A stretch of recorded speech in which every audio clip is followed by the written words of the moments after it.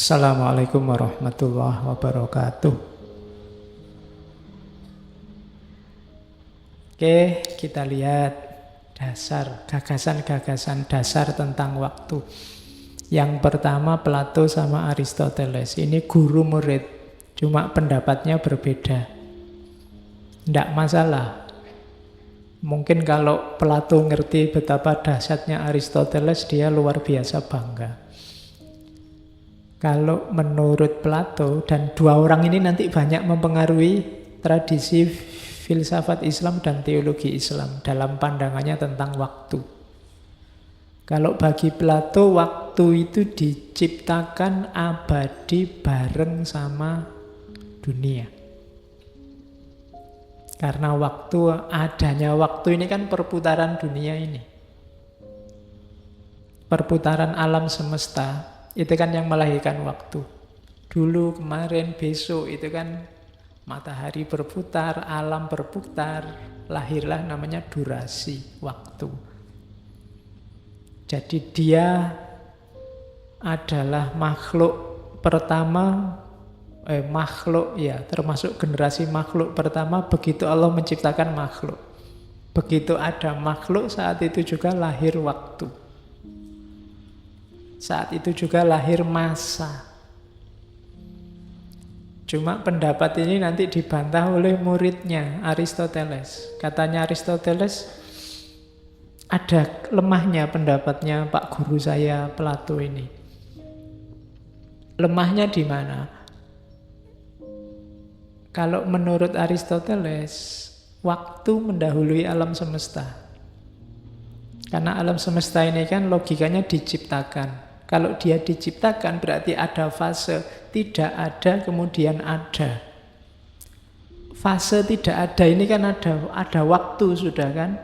Sebelum ada alam dengan saat ada alam. Sebelum itu kan sudah menunjukkan waktu. Jadi ada waktu sebelum alam. Padahal tadi waktu itu kan bukankah muternya alam. Alam itu kan baru. Berarti waktu ini mendahului alam. Cuma ya kalau dipikir nanti bulat. Sebelum Allah menciptakan waktu, apa sudah ada waktu?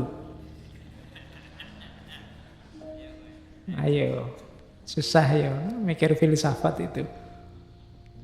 Dan ini nanti masuk ke para teolog ketika memperdebatkan ciptaan. Ini diantara subjek yang dibahas oleh Ghazali dan nanti dibantah oleh Ibnu Rus di Tahafud dan Tahafud tentang kebaruan alam.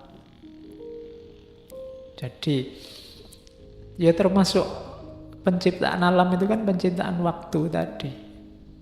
Kapan Allah menciptakan waktu? Akal tidak bisa membayangkan sesuatu yang dari tidak ada kemudian menjadi ada dan dia mendahului waktu. Jadi itu debat klasik. Kalau ini namanya debat metafisik. Metafisik itu dibalik fisik. Filsafatnya namanya filsafat spekulatif. Aslinya gimana? Ya kita tidak tahu. Pokoknya pinter-pinteran saja, cerdas-cerdasan saja. Besok ditanyakan langsung ke Allah. Oke, mana lebih dulu alam atau waktu? Ini kan kayak ayam sama telur. Kalau katanya Aristoteles, ya ndak bareng katanya. Aristoteles ya ndak mungkin bareng dong.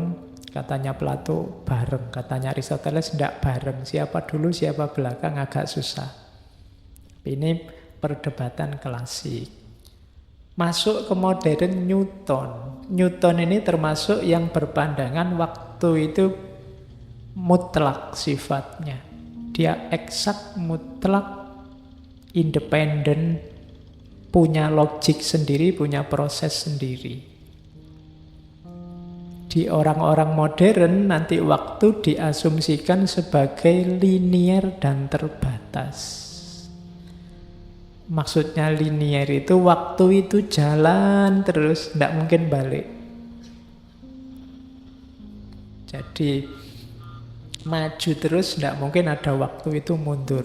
Meskipun kamu kalau lihat-lihat film kan banyak ada yang perjalanan kembali ke masa lalu, time travel. Isu-isunya juga banyak. Cuma nanti kalau kalian googling, nanti banyak sekali argumen-argumen untuk mematahkan ketidakmungkinan perjalanan waktu ke masa lalu. Nah, kalau di modern waktu itu jalannya linear ke depan terus. Hati-hati waktu itu terbatas, maka jangan sampai kamu terlena. Karena begitu lewat, hilang sudah. Kayak kamu naik kereta, begitu ketinggalan, selesai sudah. Karena keretanya tidak bisa balik. Sudah terlanjur jalan. Ini basicnya cara berpikir modern. Di antara tokohnya Newton. Jadi waktu itu sifatnya linear, terbatas. Itu yang muncul banyak istilah hari ini kan ada keburu waktu, kehabisan waktu. Jadi seolah-olah kenapa waktu bisa habis? Ya karena waktu terbatas. Bahkan ada time is money. Waktu adalah uang. Begitu kamu kehilangan waktu, kamu kehilangan uang. Jadi kamu ikut ngaji ini kan mau nyari menghabiskan waktu secara bermanfaat biar tidak merasa rugi. Kan antara lain itu mungkin termasuk kamu menganut gagasan waktu itu linear dan terbatas. Sehingga orang modern itu dikenal banyak yang keburu-buru. Pingin nang segera beres urusannya nang. Nah, itu karena dia punya pendapat waktu ini harus dimanfaatkan baik-baik karena dia jalan terus. Tidak bisa kembali. Oke, ini gagasannya Newton. Dasarnya. Yang punya teori gravitasi. Waktu itu mutlak, waktu itu absolut. Dia berjalan secara linear dan terbatas. Terus pandangan pertama. Pandangan kedua, kebalikannya. Waktu itu sirkuler. Berputar. Jadi tidak jalan habis, tapi apa balik. Ya mungkin dari segi kuantitas waktu itu bisa hilang, tapi dari segi kualitas dia bisa balik. Jadi waktu itu berputar ulang. Waktu itu melingkar. Dia ada pola-polanya. Waktu itu bukan sumber daya yang tak terbatas, yang terbatas, tapi dia tidak terbatas, berulang terus. Coba perhatikan waktu real dalam misalnya Indonesia. Indonesia itu dulu zaman penjajahan kita perang, terus merdeka. Begitu merdeka kan tidak berhenti perang, muter lagi, perang lagi, ada pemberontakan, terus ganti orde baru, terus perang lagi kan untuk menjatuhkan orde baru, ganti reformasi, puter terus. Dan kalau ditarik ke belakang zaman kerajaan-kerajaan ya memang isinya perang terus. Majapahit jaya terus perang, Singosari mendirikannya pakai perang, keruntuhannya karena perang. Majapahit mendirikannya perang, keruntuhannya karena perang. Nanti Demak juga begitu, Pajang juga begitu, Mataram sampai pecah-pecah. Kemudian jadi Indonesia isinya perang. Jadi kalau ada yang bilang Indonesia negara damai, negara ramah, ya mungkin saja. Tapi kok sejarahnya banyak perangnya. Sampai hari ini perangnya ganti kan, dunianya dunia maya sekarang. Kalau dulu perangnya dunia nyata. Masih perang. Ternyata muter dan tidak jauh-jauh, ya situ-itu aja. Modelnya saja yang berbeda. Jadi sejarah itu berulang. Kalau ada yang punya pandangan begitu, itu namanya punya pendapat waktu itu sirkuler. Jadi jangan takut kehabisan waktu, waktunya selalu ada dan berputar lagi. Kamu males, kok terus gagal? Jangan putus asa. Akhiri kemalesanmu, nanti kamu akan jadi sukses. Jangan khawatir, muter. Tapi kalau kamu males, ya muter lagi, kamu ketemunya gagal lagi. Jadi itu waktu sirkuler. Kalau orang Jawa, ideologi waktu sirkuler ini nanti misalnya jadi pandangan tentang cokro manggilingan. Cokro manggil, cokro itu berputar, manggilingan itu ya berputar. Melindas itu manggilingan. Jadi hidup ini kayak roda. Dia berputar, kadang di atas, kadang di bawah. Yang tadi di atas mungkin besok di bawah, yang tadi di bawah mungkin besok ke atas lagi. Itulah hidup. Kecuali rodanya baru macet. Kalau macet atau sengaja dibikin macet sehingga yang di atas terus, yang bawah terus. Tapi tidak mungkin begitu. Tunggulah saatnya cokro manggilingan. Tidak ada orang jaya terus-terusan, tidak ada orang jatuh terus-terusan. Jadi itu di Jawa, makanya kuasailah cokro manggilingan ini. Kalau di Jawa kuncinya apa? Triwikromo. Triwikromo itu menguasai 3 dunia. Masa lalu, masa kini, dan masa depan. Kalau 3 dunia ini kamu kuasai, maka kamu bisa menaklukkan cokro manggilingan tadi. Naik turunnya hidupmu tidak lagi berpengaruh padamu kalau pas di bawah. Kamu juga tidak akan merasa kesakitan kalau pas di atas kamu tidak akan lupa diri. Nah, itu ideologi waktu sirkuler. Ternyata waktu juga berputar. Tergantung kamu menjelaskannya gimana. Yang benar yang mana, Pak? Linear apa sirkuler? Ya kamu butuhnya yang mana? Hidup itu kan begitu. Kalau kamu butuh, ingin efektif Pak, segera menemukan kesuksesan, mungkin kamu butuh ideologi waktu yang linear. Nah, harus efektif, serius, karena waktunya bisa habis. Tapi kalau kamu mungkin sedang ingin menikmati hidup, sedang ingin santai, sedang ingin bersyukur, nikmatilah alur waktu yang sirkuler. Banyak pandangan sirkuler ini ditemukan dalam falsafah timur, pandangan-pandangan timur. Jadi lebih cocok sama mental timur. Mungkin kita lebih sreg sama yang sirkuler.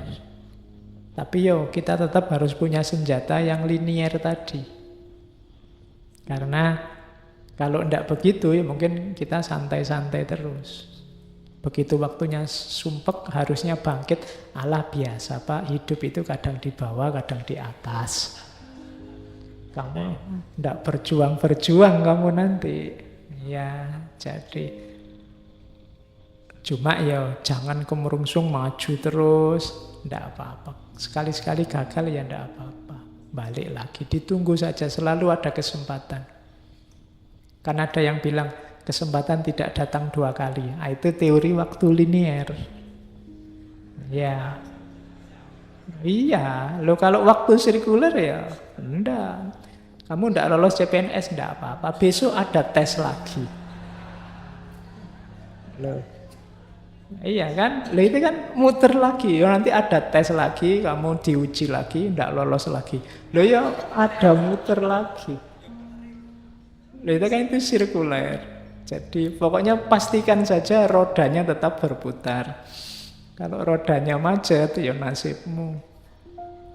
Tidak jadi di atas di bawah. Jadi jangan takut. Kesempatan itu datang bolak-balik. Jangan mau dibilangi kesempatan tidak datang 2 kali loh Anda. Pasti nanti ada kesempatan lagi, jangan khawatir. Mungkin bukan kesempatan yang ini, tapi kesempatan yang lain pasti ada. Kemarin waktu yang kita ngomong harapan kan, jangan putus harapan, enggak apa-apa.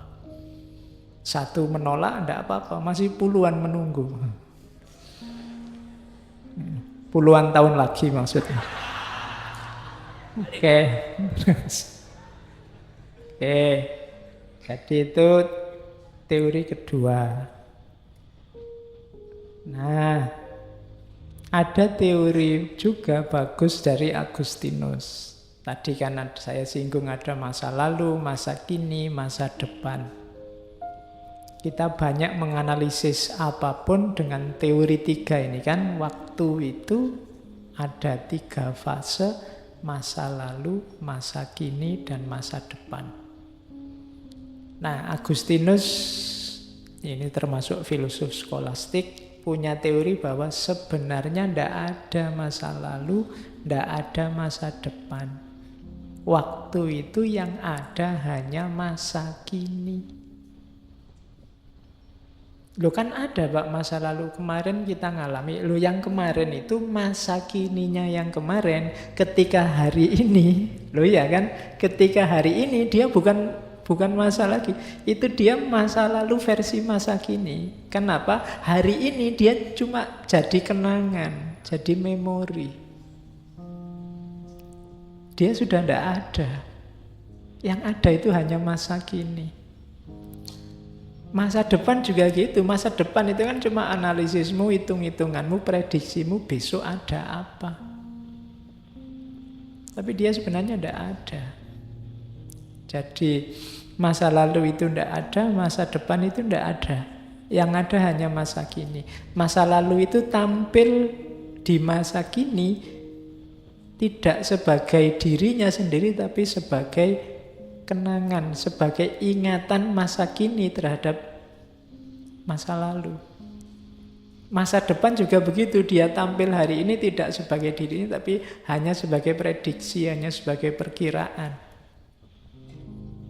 Maka yang ada hanya masa kini.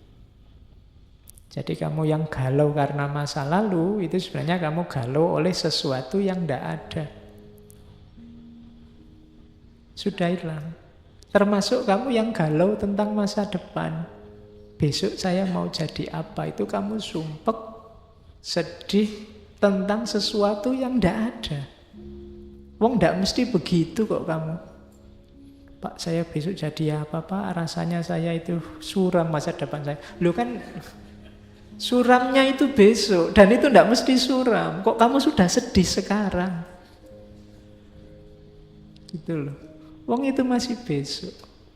Indonesia kira-kira sekian ribu tahun lagi akan hancur. Loh ya kan masih besok. Lah kok kamu sumpeknya sekarang? Gitu. Mbok sudah yang besok urusan besok, yang kemarin sudah lewat. Hidup kita di masa kini. Itu kan maunya Agustinus. Nikmati saja yang sekarang. Sama aja Pak, sekarang juga sumpek. Ya paling enggak kan sumpeknya enggak double 3. Karena masa lalu dan masa depan, tapi masa kini saja. Sibukkan dirimu dengan masa kini. Dan jangan salah, masa kini itu sesaat lagi akan jadi masa lalu. Lalu itu kan nggak ada rumusnya. Tadi pembukaan ngaji jam 8:04 misalnya, itu sudah jadi masa lalu. Sudah tadi. Jadi kalau kamu galau, ya sudah lewat. Ceritanya sudah beres. Kan tadi dibilangin perjalanan waktu itu tidak mungkin. Jadi makanya ada pepatah penyesalan sesal kemudian itu tiada berguna. Kenapa tidak berguna? Wong sudah lewat peristiwanya. Oke. Kan itu kayak ada cerita sufi. Satu ketika ada seseorang yang berkunjung ke rumah seorang sufi yang kaya raya. Orang ini minta pelajaran pada sufi ini. Mbok saya dikasih nasihat. Wah saya kalau ngasih nasihat tidak bakat. Sudahlah saya main nginep sini saja. Nah waktu nginep itu dia dikasih tempat tidur yang menggantung di tengah ruangan. Di atasnya banyak tombak-tombak yang goyang-goyang tadi mungkin sewaktu-waktu bisa jatuh. Di bawahnya banyak ular. Jadi semalam dia tidak bisa tidur ke atas. Waduh, ada tombak, ke bawah banyak ular. Begitu pagi-pagi keluar, loh kok sampean kok lesu, tidak tidur tadi malam. Lah di mana bisa tidur? Wong di atas ada tombak, di bawah ada ular. Loh padahal itu kasurnya kasur terbaik, lumpuk sekali. Loh, wah saya tidak bisa menikmati. Loh salahmu dewe kok tidak menikmati. Loh saya takut nanti tombaknya jatuh apa ular yang di bawah matuk ke atas. Kan buktinya sampai pagi kan tidak jatuh. Ya kan, ularnya juga nggak naik ke atas. Berarti yang membuatmu tidak bisa tidur lah pikiranmu sendiri. Nanti kalau jatuh kan malah nggak terasa kan? Ya, kalau jatuh baru dibahas. Wong kamu belum jatuh sudah mikir jatuh. Ya akhirnya hidupmu tidak tenang. Oke, yaitu pelajaran ini tadi kan. Jadi kiasan tentang fokuslah pada masa kini.